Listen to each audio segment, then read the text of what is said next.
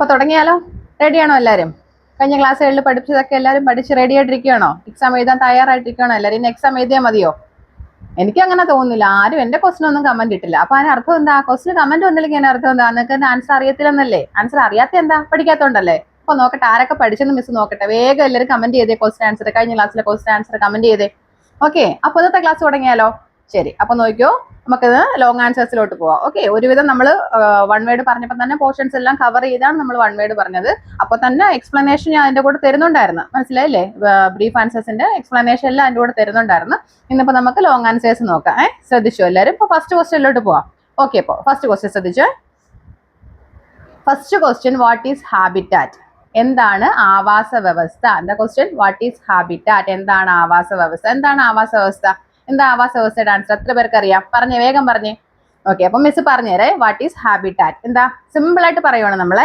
The natural environment where an organism lives is called habitat. What is habitat? The natural environment that an organism lives. Okay, ഒരു ജീവി ജീവിക്കുന്ന അതിന്റെ പ്രകൃതിയാലുള്ള ചുറ്റുപാടിനെ നമ്മൾ വിളിക്കുന്ന പേരെന്താ? ആവാസ വ്യവസ്ഥ അഥവാ ഹാബിറ്റാറ്റ്. ഓക്കെ, ഒരു ജീവി ജീവിക്കുന്ന അതിന്റെ പ്രകൃതിയാലുള്ള ചുറ്റുപാടിനെ നമ്മൾ വിളിക്കുന്ന പേരെന്താ? Habitat. Okay, the natural environment that an organism lives is called habitat. മനസ്സിലായോ? ക്വസ്റ്റ്യൻ ആൻഡ് ആൻസർ വൃത്തിക്ക് മനസ്സിലായോ? ക്ലിയർ ആയോ? എന്തെങ്കിലും ഡൗട്ട് ഉണ്ടോ? ഒരു ജീവി ജീവിക്കുന്ന പ്രകൃതിയാലുള്ള അതിന്റെ ചുറ്റുപാടിനെ നമ്മൾ വിളിക്കുന്ന പേരെന്താ? ഹാബിറ്റാറ്റ് എന്ന് വിളിക്കുന്നു, ആവാസ വ്യവസ്ഥ എന്ന് വിളിക്കുന്നു. മനസ്സിലായോ? ഓക്കെ, ഇനി നെക്സ്റ്റ് ക്വസ്റ്റ്യൻ ശ്രദ്ധിച്ചോളൂ. What are the components of a habitat? What are the components of a habitat? ആവാസ വ്യവസ്ഥയിലെ ഘടകങ്ങൾ ഏതൊക്കെയാണെന്നാണ് നമ്മുടെ ക്വസ്റ്റ്യൻ. എന്താ ക്വസ്റ്റ്യൻ? ആവാസ വ്യവസ്ഥയിലെ ഘടകങ്ങൾ ഏതൊക്കെയാണ്? What are the components of a habitat? നമ്മൾ ചാപ്റ്ററിന്റെ തുടക്കത്തിൽ പഠിച്ചായിരുന്നു. എന്താ അതിന്റെ answer? Abiotic and biotic components. എന്താ അതിനെന്താ നമ്മൾ പറഞ്ഞത്? Living and non living things നമ്മൾ പറഞ്ഞത്. പറഞ്ഞോ ഇല്ലയോ? ജീവനുള്ളവയും ജീവൻ ഇല്ലാത്തവയുമായ ഘടകങ്ങൾ, living and non living things. Okay, biotic and abiotic things. എന്താ? Biotic and abiotic things. What are the components of a habitat? Biotic and abiotic things. Biotic things എന്ന് വെച്ചാൽ എന്താ? ജീവനുള്ളവ, ലിവിങ് തിങ്സ്. എബയോട്ടിക് എന്താ? ജീവനില്ലാത്തവ, നോൺ ലിവിങ് തിങ്സ്. മനസ്സിലായോ? അപ്പൊ എന്താ പറഞ്ഞത്? ഇതിന് തന്നെ ക്വസ്റ്റ്യൻ വരും. Write 3 features of a, third question ആയിട്ട് എടുത്തു. Okay, third question number 3.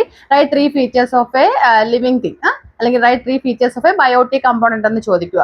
ജീവനുള്ളവയുടെ 3 പ്രത്യേകത എന്താണെന്ന് നിങ്ങളോട് ചോദിക്കുകയാണ്. എന്താ ജീവനുള്ളവയുടെ 3 പ്രത്യേകത? എഴുതാം. 3, 4, 1, 2 നിങ്ങളോട് ചോദിക്കാം. മനസ്സിലായോ? ക്വസ്റ്റ്യൻ എങ്ങനെ വരുന്നു അതനുസരിച്ച് നന്നായിട്ട് വായിച്ചിട്ട് ആൻസർ ചെയ്ത്. അപ്പൊ പറഞ്ഞേ, ജീവനുള്ളവയുടെ 3 പ്രത്യേകത എഴുതാൻ പറഞ്ഞാൽ എന്തൊക്കെ എഴുതാൻ പറ്റും നമുക്ക്?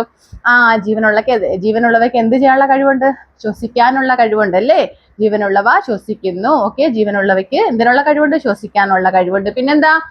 ജീവനുള്ളവയ്ക്ക് മൂവ് ചെയ്യാനുള്ള കഴിവുണ്ട് അല്ലേ? അവയ്ക്ക് സ്വന്തമായിട്ട് മൂവ് ചെയ്യാനുള്ള, ഒരു സ്ഥലത്ത് നിന്ന് മറ്റൊരു സ്ഥലത്തേക്ക് പോകാനോ.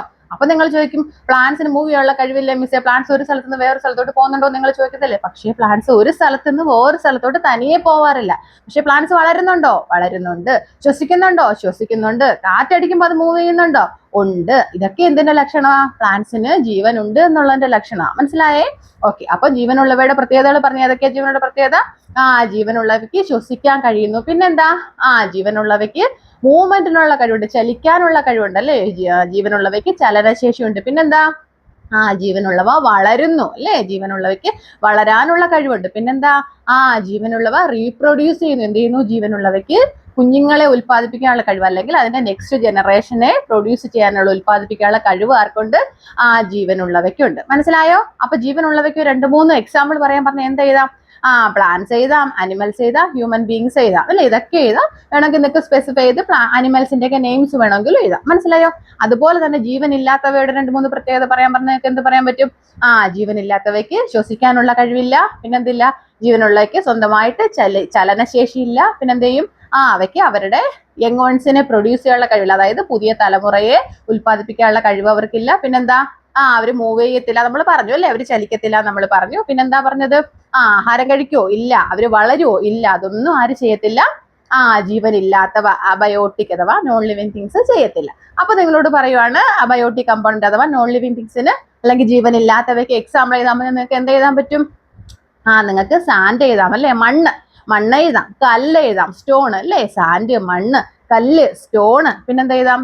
വാട്ടർ, വെള്ളം അല്ലേ? എയർ, വായു. ഇതെല്ലാം എന്താണ്? ജീവനില്ലാത്തവയാണ്. നിങ്ങളുടെ ബുക്ക്, പെൻസിൽ, ടേബിൾ, ചെയർ, നിങ്ങൾ ഡ്രസ്സ് എന്ത് വേണമെങ്കിലും അങ്ങനത്തെ തിങ്സ് നമുക്ക് എന്തായിട്ട് ചെയ്താൽ ആ മിസ്സിന്റെ കയ്യിരിക്കുന്ന മൊബൈലിന് ജീവനുണ്ടോ? ഇല്ല. ഇതെല്ലാം എന്താണ്? നോൺ ലിവിങ് തിങ്സ് ആണ്. അപ്പൊ ലിവിങ് തിങ്സിന്റെ പ്രത്യേകത, നോൺ ലിവിങ് തിങ്സിന്റെ പ്രത്യേകത മനസ്സിലായേ? പൃഥ്വിക്ക് മനസ്സിലായേ? ഓക്കെ, നെക്സ്റ്റ് ക്വസ്റ്റ്യൻ നോക്കിയാലോ, ശ്രദ്ധിച്ചോ. അപ്പൊ next question, what is food? എന്താണ് ആഹാരം? എന്താ ആഹാരം? നമുക്ക് എനർജി, നമുക്ക് ഊർജം നൽകുന്ന അല്ലെങ്കിൽ നമുക്ക് പോഷകങ്ങൾ നൽകുന്ന ഏതൊരു വസ്തുവിനെ നമുക്ക് എന്ത് വിളിക്കാം? ആഹാരം എന്ന് വിളിക്കാം അല്ലേ? നമുക്ക് എനർജി നൽകാൻ കഴിയുന്ന അല്ലെങ്കിൽ നമുക്ക് പോഷകം നൽകാൻ കഴിയുന്ന ഏതൊരു വസ്തുവിനെ നമുക്ക് ഏത് പേര് വിളിക്കാം? ഫുഡ് അഥവാ ആഹാരം എന്ന് വിളിക്കാം. വിളിക്കാവോ ഇല്ലയോ? വിളിക്കാം. Okay, any substance that gives energy or nutrition to an organism. Any substance that gives energy or nutrition to an organism is called food. Okay, ഒരു ജീവിക്ക് എനർജി നൽകാൻ കഴിയുന്ന അല്ലെങ്കിൽ ന്യൂട്രീഷൻ നൽകാൻ കഴിയുന്ന ഏതൊരു വസ്തുവിനെയും നമുക്ക് ഏത് പേരിൽ വിളിക്കാം? ആഹാരം എന്ന് വിളിക്കാം. മനസ്സിലായോ ആഹാരം എന്താണെന്ന്? ഒരു ജീവിക്ക് എനർജി നൽകാൻ കഴിയുന്ന അല്ലെങ്കിൽ പോഷകം നൽകാൻ കഴിയുന്ന ഏതൊരു വസ്തുവിനെയും നമുക്ക് ഏത് പേരിൽ വിളിക്കാം? ആഹാരം അഥവാ ഫുഡ് എന്ന പേര് വിളിക്കാം. മനസ്സിലായ ക്വസ്റ്റ്യൻ വൃത്തിക്ക് മനസ്സിലായേ?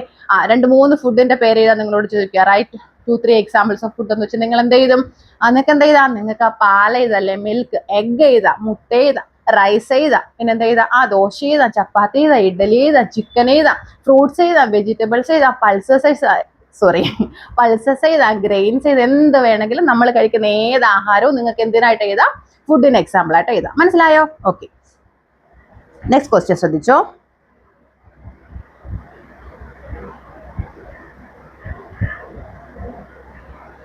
Next question, what is food web? എന്താ question? What is food web? ആഹാര ശൃംഖല ജാലം എന്താണ്? എന്താണ് ആഹാര ശൃംഖല ജാലം അഥവാ എന്താണ് food web? What is food web? എന്താണ് ആഹാര ശൃംഖല ജാലം? എന്താണ് ആഹാര ശൃംഖല ജാലം അഥവാ ഫുഡ് വെബ്? പറഞ്ഞേ, എന്താണ് ഫുഡ് വെബ് എന്ന് പറഞ്ഞേ? Living things depends on one another for food. This interrelationship among them is called food web. എന്താ?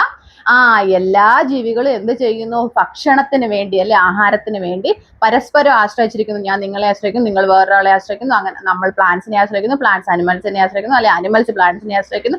ആരോ ആയിക്കോട്ടെ, എല്ലാ ജീവികളും എന്ത് ചെയ്യുന്നു? ആഹാരത്തിന് വേണ്ടി ഒരാൾ മറ്റൊരാളെ ആശ്രയിച്ചു കൊണ്ടേയിരിക്കുന്നു. അങ്ങനെ ഒരാൾ മറ്റൊരാളെ ആശ്രയിക്കുന്ന ആ ഇന്റർ റിലേഷൻഷിപ്പ്, അങ്ങോട്ടും ഇങ്ങോട്ടുമുള്ള ആ ബന്ധത്തിനെ നമ്മൾ വിളിക്കുന്ന പേരെന്താ? ആഹാര ശൃംഖല ജാലം അഥവാ ഫുഡ് വെബ്. മനസ്സിലായോ?